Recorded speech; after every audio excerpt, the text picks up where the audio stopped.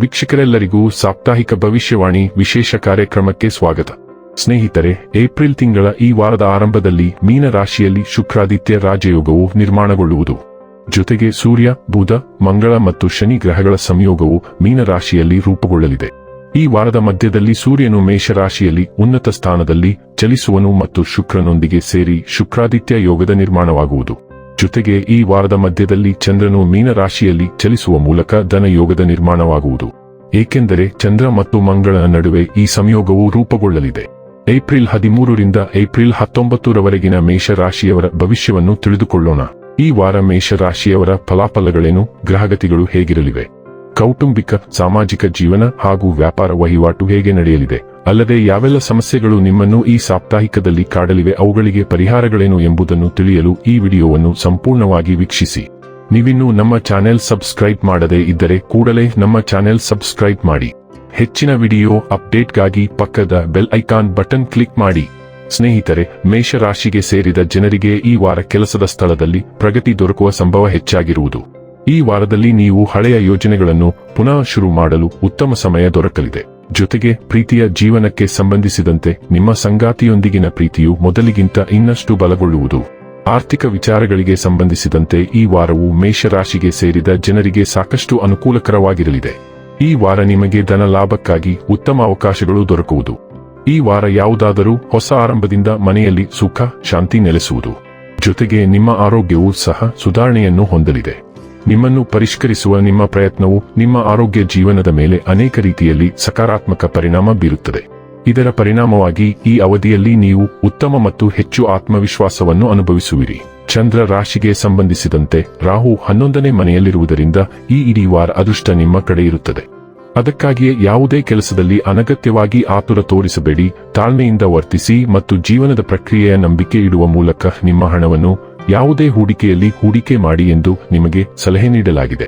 ಈ ವಾರ ನಿಮ್ಮ ಕುಟುಂಬ ಜೀವನದಲ್ಲಿ ಶಾಂತಿಯನ್ನು ತರುತ್ತದೆ. ಆದರೆ ಬಯಸದೆ ನೀವು ಮನೆಯಲ್ಲಿ ಏನನ್ನಾದರೂ ಮುರಿಯಬಹುದು ಅಥವಾ ನೀವು ಅದನ್ನು ಕಳೆದುಕೊಳ್ಳಬಹುದು. ಈ ಕಾರಣದಿಂದಾಗಿ ಮನೆಯ ಸದಸ್ಯರು ನಿಮ್ಮ ಮೇಲೆ ಕೋಪಗೊಳ್ಳಬಹುದು. ಆದ್ದರಿಂದ ಆರಂಭದಿಂದಲೇ ಮುನ್ನೆಚ್ಚರಿಕೆಯಾಗಿ ಮನೆಗೆ ಹಾನಿ ಉಂಟುಮಾಡುವ ಯಾವುದನ್ನೂ ಮಾಡಬೇಡಿ. ಈ ವಾರ ಆಫೀಸ್ ಅಥವಾ ಕಚೇರಿಯಲ್ಲಿ ಇನ್ನೂ ನಿಮ್ಮ ಪರವಾಗಿರದ ಸಂದರ್ಭಗಳು ಈಗ ನಿಮ್ಮ ಪರವಾಗಿ ಸಾಗುತ್ತಿರುವಂತೆ ತೋರುತ್ತಿದೆ. ಅಂತಹ ಪರಿಸ್ಥಿತಿಯಲ್ಲಿ ನಿಮ್ಮ ಅದೃಷ್ಟಕ್ಕೆ ಎಲ್ಲಾ ಮನ್ನಣೆ ನೀಡದೆ ಈ ಅವಕಾಶದ ಸರಿಯಾದ ಲಾಭವನ್ನು ಪಡೆದುಕೊಳ್ಳಿ ಮತ್ತು ನಿಮ್ಮ ಅಧಿಕಾರಿಗಳ ಮುಂದೆ ಖ್ಯಾತಿ ಮತ್ತು ಮೆಚ್ಚುಗೆಯನ್ನು ಪಡೆಯಿರಿ. ಏಕೆಂದರೆ ಹಾಗೆ ಮಾಡುವುದರಿಂದ ನಿಮಗೆ ಆರ್ಥಿಕ ಲಾಭವಾಗಬಹುದು. ನಿಮ್ಮ ರಾಶಿಚಕ್ರದ ವಿದ್ಯಾರ್ಥಿಗಳ ಜಾತಕವು ಈ ಸಮಯದಲ್ಲಿ ನಿಮಗೆ ಹೆಚ್ಚು ಅನುಕೂಲಕರವಾಗಿದೆ ಎಂದು ಹೇಳುತ್ತದೆ. ಏಕೆಂದರೆ ಈ ಸಮಯದಲ್ಲಿ ನೀವು ಶಿಕ್ಷಣದ ಬಗ್ಗೆ ಸ್ವಲ್ಪ ಜಾಗರೂಕರಾಗಿರುವ ಮೂಲಕ ಅನುಕೂಲಕರ ಫಲಿತಾಂಶಗಳನ್ನು ಪಡೆಯಲು ಸಾಧ್ಯವಾಗುತ್ತದೆ.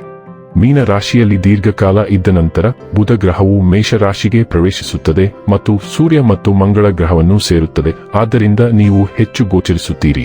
ವೈಯಕ್ತಿಕ ಮತ್ತು ವೃತ್ತಿಪರ ವಲಯದಿಂದ ಕಾಯುವುದಕ್ಕಿಂತ ಹೆಚ್ಚಿನ ಜವಾಬ್ದಾರಿಗಳನ್ನು ತೆಗೆದುಕೊಳ್ಳಲು ನೀವು ಸಿದ್ಧರಿರುತ್ತೀರಿ. ಮೊದಲ ಮನೆ ಹೊಸ ಯೋಜನೆಗಳನ್ನು ಸೂಚಿಸುತ್ತದೆ. ಆದ್ದರಿಂದ ಯೋಜನೆಯನ್ನು ಪ್ರಾರಂಭಿಸುವುದು, ಮುಖಾಮುಖಿಯಾಗುವುದು ಅಥವಾ ಇತರರನ್ನು ಪ್ರಚೋದಿಸುವ ದೃಢ ನಿರ್ಧಾರಗಳನ್ನು ತೆಗೆದುಕೊಳ್ಳುವುದು ಮುಂತಾದ ಕೆಲವು ಉಪಕ್ರಮಗಳು ಇರುತ್ತವೆ. ಮೊದಲ ಮನೆಯಲ್ಲಿ ಸೂರ್ಯನು ನವೀಕರಣವನ್ನು ಸೂಚಿಸುವಂತೆ ನೀವು ಹೊಸ ಸೌಂದರ್ಯ ಚಿಕಿತ್ಸೆಗಳು ಅಥವಾ ಆರೋಗ್ಯ ರಕ್ಷಣಾ ಅಭ್ಯಾಸಗಳನ್ನು ತೆಗೆದುಕೊಳ್ಳುತ್ತೀರಿ ಮತ್ತು ನಿಮ್ಮನ್ನು ಪುನಃ ಸ್ಥಾಪಿಸುತ್ತೀರಿ. ಏಕೆಂದರೆ ಇದು ಮೇಷರಾಶಿಯವರಿಗೆ ಸೌರ ಮರಳುವ ಸಮಯ. 3 ಆಕ್ರಮಣಕಾರಿ ಗ್ರಹಗಳು ನಿಮ್ಮ ರಾಶಿಯಲ್ಲಿವೆ. ಆದ್ದರಿಂದ ನೀವು ನಿಮ್ಮ ಆಕ್ರಮಣಕಾರಿ ಸ್ವಭಾವವನ್ನು ನಿಯಂತ್ರಿಸಬೇಕಾಗುತ್ತದೆ. ಇಲ್ಲದಿದ್ದರೆ ವಾರವು ವಾದಗಳಿಂದ ತುಂಬಿರುತ್ತದೆ. ಸಂಚಾರ ಶುಕ್ರನು ತನ್ನದೇ ಆದ ವೃಷಭ ರಾಶಿಯ ಮೂಲಕ ಚಲಿಸುತ್ತಿರುವುದರಿಂದ ಹಣಕಾಸಿನ ವಿಷಯಗಳಲ್ಲಿ ಹೆಚ್ಚಿನ ಖರ್ಚುಗಳು ಮತ್ತು ಇತರ ಬೆಳವಣಿಗೆಗಳು ಉಂಟಾಗುತ್ತವೆ. ನೀವು ಹಣ, ಲಾಭ ಅಥವಾ ನಿಮ್ಮ ಆದಾಯವನ್ನು ಸುಧಾರಿಸಲು ಅವಕಾಶವನ್ನು ಪಡೆಯುತ್ತೀರಿ, ಆದರೆ ಖರ್ಚುಗಳು ಸಹ ಇರುತ್ತವೆ. ನಿಮಗೆ ಕೆಲವು ಸೌಂದರ್ಯದ ಕಾಳಜಿಗಳು ಸಹ ಇರುತ್ತವೆ ಮತ್ತು ನೀವು ಕೆಲವು ಉತ್ಪನ್ನಗಳನ್ನು ಸಹ ಖರೀದಿಸುತ್ತೀರಿ. ಕಲಿಕೆ, ಬೋಧನೆ ಮತ್ತು ಸಾರ್ವಜನಿಕ ಭಾಷಣಕ್ಕೆ ಇದು ಒಳ್ಳೆಯ ಸಮಯ. ಆದ್ದರಿಂದ ನಿಮಗೆ ಅಂತಹ ಅವಕಾಶಗಳು ಸಹ ಸಿಗುತ್ತವೆ. ಪ್ರಾಯೋಗಿಕ ಅಥವಾ ಭೌತಿಕ ರೀತಿಯಲ್ಲಿ ಯಾರಾದರೂ ನಿಮ್ಮ ಬಗ್ಗೆ ಆಸಕ್ತಿ ತೋರಿಸುವುದನ್ನು ನೀವು ಗಮನಿಸಬಹುದು. ಇವೆಲ್ಲದರ ಕೆಳಗೆ ಮಂಗಳವು ನಿಮ್ಮ 11ನೇ ಮನೆಯಲ್ಲಿ ಪ್ಲೂಟೋಗೆ ಬೆಂಬಲ ನೀಡುವ ಸೃಷ್ಟಿ ರಾಶಿಯನ್ನು ರೂಪಿಸುತ್ತದೆ ಮತ್ತು ಅದು ಸ್ನೇಹಿತರು, ನೆಟ್ವರ್ಕ್ಗಳು ಮತ್ತು ದೀರ್ಘಾವಧಿಯ ಗುರಿಗಳ ಮೂಲಕ ಪ್ರಬಲ ಮತ್ತು ಕಾಂಕ್ರೀಟ್ ಅಭಿವೃದ್ಧಿಯನ್ನು ತರುತ್ತದೆ.